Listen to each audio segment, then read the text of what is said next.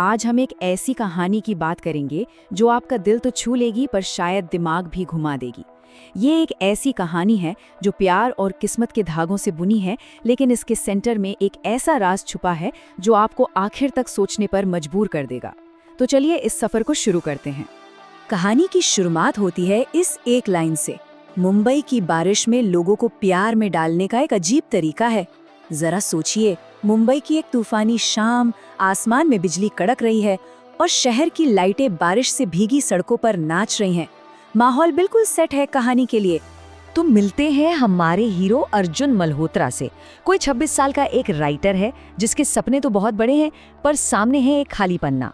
वो marine drive के एक कैफे में बैठा है, शायद किसी इंस्पिरेशन की तलाश में, पर उसे ये नहीं पता कि उसकी पूरी दुनिया बस बदलने ही वाली है।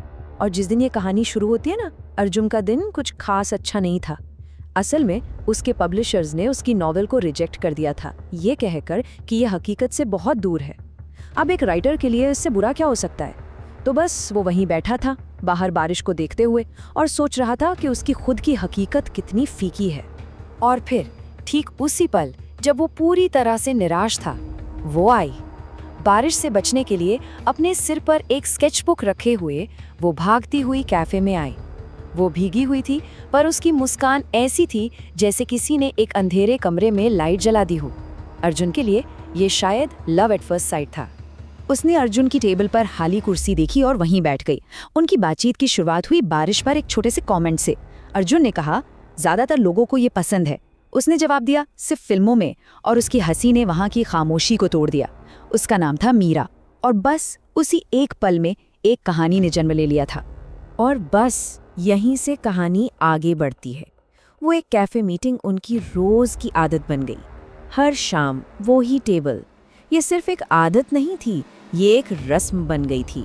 वो कैफे जैसे उनकी अपनी छोटी सी दुनिया बन गया था, बाहर की भागदौड़ से बिल्कुल अलग। उनका रिश्ता वो छोटे छोटे मोमेंट्स में बना था। वो उसे अपने शब्द देता, अपनी अधूरी कहानियां सुनाता। वो उसे अपनी आंखें देती, अपनी तस्वीरों के जरिए दुनिया को देखने का अपना नजरिया दिखाती।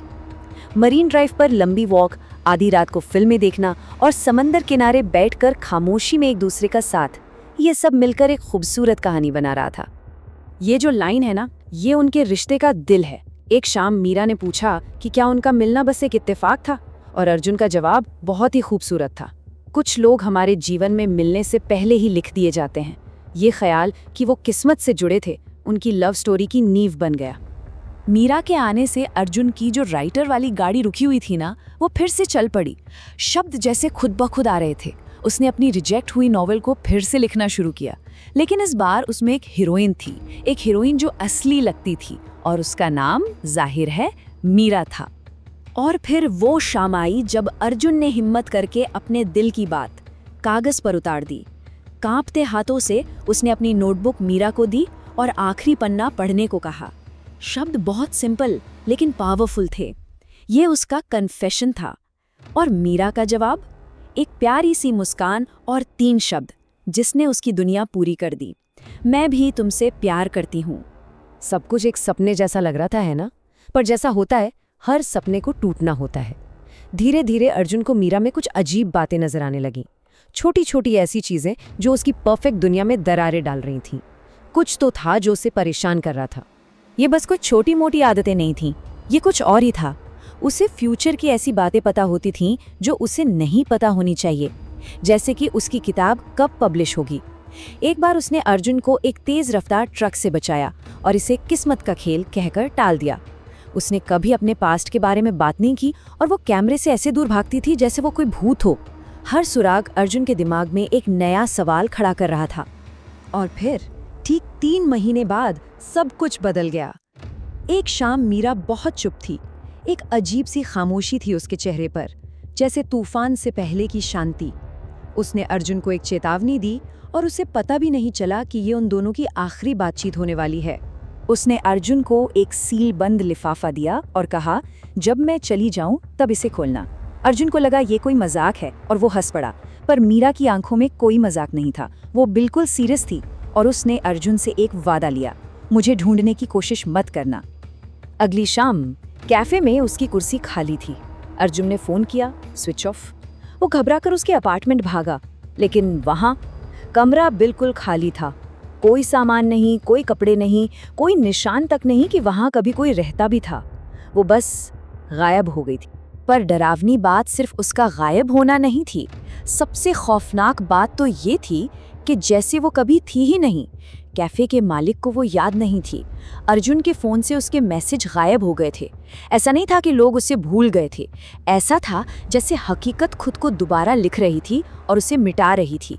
3 महीने गुजर गए, कन्फ्यूजन और टूटे दिल के 3 महीने। आखिर में एक आखिरी उम्मीद के साथ अर्जुन ने वो लिफाफा खोला जो मीरा उसे देकर गई थी। उसे क्या पता था कि अंदर का सच उसके गायब होने से भी ज्यादा चौंकाने वाला होगा। लिफाफे के अंदर एक तस्वीर थी। ये तस्वीर अर्जुन की थी, उसी कैफे में, लेकिन तारीख 2 साल आगे की थी। उसका तो जैसे खून ही जम गया। फिर उसने ध्यान से देखा। खिड़की के शीशे के रिफ्लेक्शन में एक धुंधली सी परछाई थी, मीरा की, और तस्वीर के नीचे एक मैसेज लिखा था, मुझे तुमसे कभी नहीं मिलना था। और ये सब काफ़ी नहीं था कि उसी रात उसके फ़ोन पर एक मैसेज आया मीरा के नंबर से। लिखा था, अगर तुम मुझे याद करते हो तो कुछ गलत हो गया है। हमारा मिलना कभी तय नहीं था। अलविदा अर्जुन। हर जवाब एक और गहरे सवाल को जन्म दे रहा था। अब ये पहेली सुलझाना अर्जुन का जुनून बन गया था। उसने महीनों तक खोजबीन की, एक छोटे से सुराग के लिए, और फिर एक धूल भरे पुराने अखबार में उसे वो सुराग मिला जो इस पहेली के आखिरी और सबसे दिल तोड़ने वाले टुकड़े को सामने लाने वाला था। जरा इस टाइमलाइन को देखिए। ये तो नामुमकिन है, पर यही सच था। अखबार में एक जानलेवा कार एक्सीडेंट की खबर थी।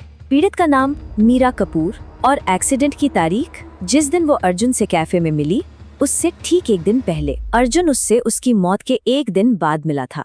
इस सच ने अर्जुन को पूरी तरह से तोड़ दिया, लेकिन इसी दर्द ने उसे एक मकसद भी दिया। उसने लिखा अपनी कहानी, उनकी कहानी। वो एक बेस्ट सेलर बनी और उसने उसे वही टाइटल दिया जो सही था, वो लड़की जो कभी थी ही नहीं। कई साल बीत गए हैं, पर अर्जुन के लिए वक्त जैसे उसी कैफे में थम गया है। वो आज भी हर शाम वहां जाता है, उसी टेबल पर बैठता है और इंतजार करता है। कभी कभी उसे अपनी आंख के कोने से शीशे में एक रिफ्लेक्शन दिखता है, उसकी एक झलक, लेकिन जब वो मुड़कर देखता है तो हमेशा की तरह वो अकेला होता है। और आखिर में हम भी उसी सवाल पर आकर रुक जाते हैं जो अर्जुन अपनी किताब के अंत में पूछता है, मैं आज तक नहीं जानता कि मैं एक भूत से मिला था या शायद मैं ही वो था जिसे वहां नहीं होना चाहिए था। क्या ये एक भूत की कहानी थी या टाइम ट्रैवल की? हम शायद कभी नहीं जान पाएंगे, और शायद यही बात इस कहानी को इतना खूबसूरत बनाती है, एक राज जो हमेशा राज ही रहेगा। उम्मीद है आपको ये कहानी पसंद आई होगी, और ऐसी ही कहानियों के लिए ज़ेनोरा को सब्सक्राइब करें, लाइक करें। अभी के लिए बाय बाय, फिर मिलेंगे।